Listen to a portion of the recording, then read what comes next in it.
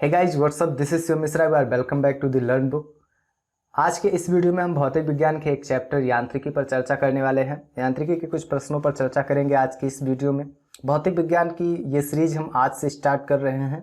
Channel पर भौतिक विज्ञान का एक हम प्लेलिस्ट बना देंगे, उस पर रोज वीडियोस भौतिक विज्ञान के ऐड होते रहेंगे। तो आइए आज के इस वीडियो को हम कंटिन्यू करते हैं।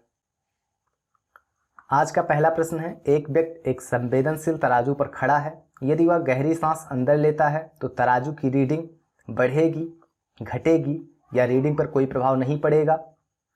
वह बढ़ेगी या घटेगी या वायुमंडलीय दबाव पर निर्भर करेगा। तो इस प्रश्न का सही उत्तर होगा घटेगी।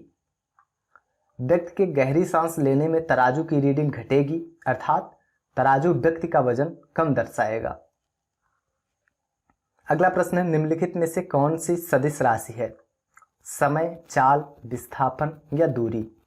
आइए सबसे पहले देख लेते हैं कि सदिश राशियां क्या होती हैं। वह भौतिक राशियां जिसमें परिमाण के साथ साथ में दिशा भी होती है, यानी परिमाण और दिशा दोनों ही होते हैं, उन्हें सदिश राशि कहते हैं।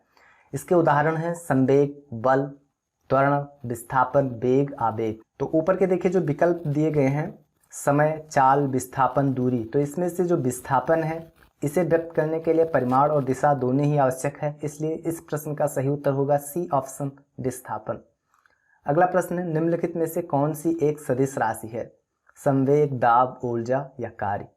तो देखिए जो संवेग होता है, संवेग को प्रदर्शित करने के लिए, दर्शाने के लिए दिशा और परिमाण दोनों की आवश्यकता होती है, इसलिए जो संवेग है वह सदिश राशि है, इसलिए इस प्रश्न का सही उत्तर होगा ए विकल्प, संवेग। देखिए जो यहाँ पे कुछ भौतिक राशियों के उदाहरण हमने दे रखे हैं, बहुत ही महत्वपूर्ण हैं, अक्सर ही पूछे जाते हैं, जैसे संवेग, बल, त्वरण, विस्थापन, वेग, आवेग, ये सब सदिश राशियां हैं।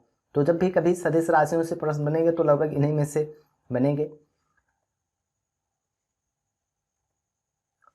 अगला प्रश्न है, पदार्थ के संवेग और वेग के अनुपात में कौन सी भौतिक राशि प्राप्त होती है? यानी कि संवेग और वेग का जो अनुपात होगा उसके परिणाम स्वरूप कौन सी भौतिक राशि प्राप्त होगी?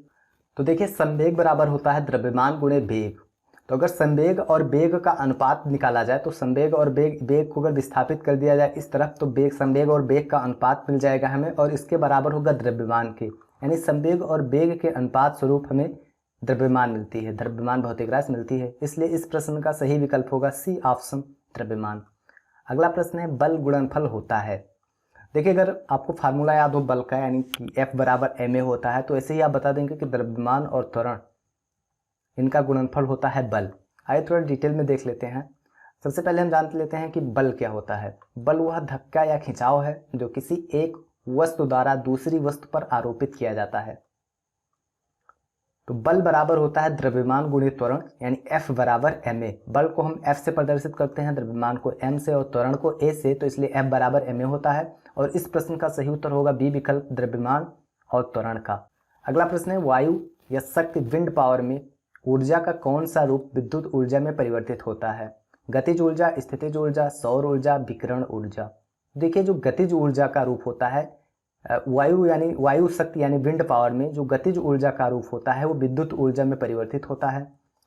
तो पवन ऊर्जा के उत्पादन के लिए हवादार जगहों पर पवन चक्कियों को लगाया जाता है, जिनके द्वारा वायु की जो गतिज ऊर्जा होती है वो यांत्रिक ऊर्जा में परिवर्तित हो जाती है, और इस यांत्रिक ऊर्जा को जनित्र की मदद से विद्युत ऊर्जा में परिवर्तित किया जा सकता है। तो इस प्रश्न का सही उत्तर है ए ऑप्शन, गतिज ऊर्जा। अगला प्रश्न है, वॉशिंग मशीन का कार्य सिद्धांत है अपकेंद्रण, अपोहन, उत्क्रम, परासरण, विसरण। तो वॉशिंग मशीन का जो कार्य सिद्धांत है वो अपकेंद्रण विधि पे होता है। अब देखिए अपकेंद्रण क्या होता है, आइए जान लेते हैं। जो अपकेंद्रीय बल होता है, सेंट्रीफ्यूगल फोर्स, न्यूटन के तृतीय नियमानुसार अभिकेंद्र बल की प्रतिक्रिया स्वरूप एक बल इसके विपरीत दिशा में अर्थात केंद्र से बाहर की ओर लगता है। इस प्रतिक्रिया बल को अपकेंद्रीय बल कहते हैं। अपकेंद्रीय बल एक प्रकार का छद्म बल या जड़त्वीय बल है। अपकेंद्रीय बल के उदाहरण जैसे कपड़ा साफ करने की मशीन, दूध से मक्खन निकालने की मशीन आदि, ये जो है अपकेंद्रीय बल पर कार्य करती हैं जो मशीनें होती हैं।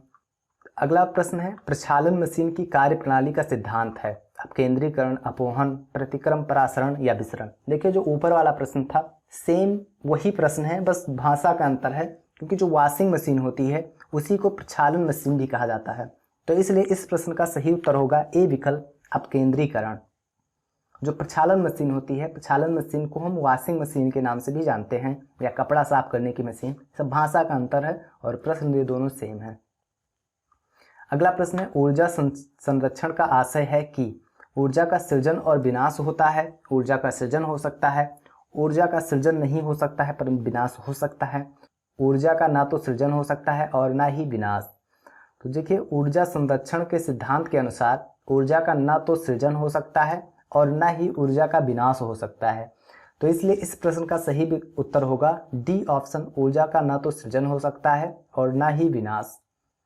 अगला प्रश्न है, हवाओं की ऊर्जा होती है केवल स्थितिज, केवल गतिज, वैद्युत, स्थितिज और गतिज दोनों।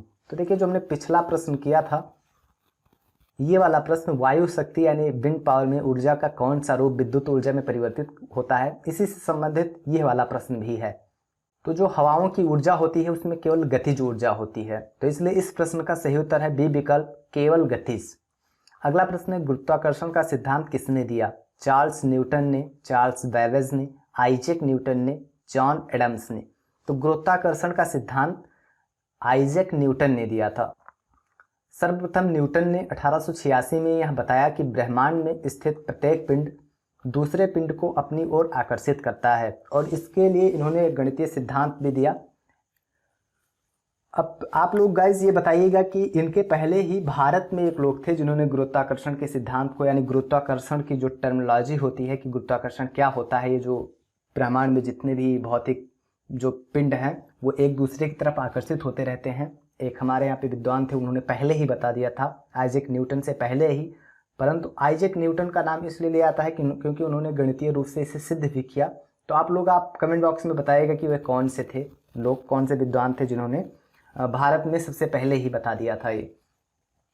तो गाइज, इस वीडियो में बस, अगले वीडियो में हम आपसे फिर मिलते हैं, तब तक के लिए नमस्कार।